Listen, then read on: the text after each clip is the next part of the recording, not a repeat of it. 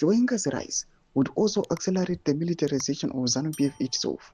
The party, long a vehicle for liberation war veterans, would become a formal extension of the security state. Party structures would be streamlined and internal dissent would be crushed with the military efficiency. Nisanapinda mashoko atukwana kuti awa the Zim third eye irikuendera mberi and analyze the Chiwenga presidency or the Chiwenga government. If Chiwenga make it out the president, don't subscribe or like on the bed.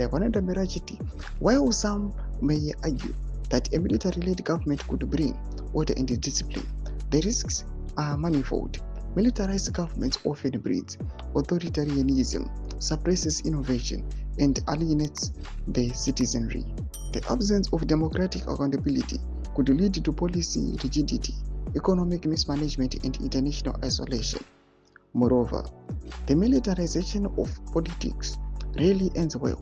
History is replete with examples from Latin America to West Africa, where military regimes have collapsed under the weight of their own contradictions.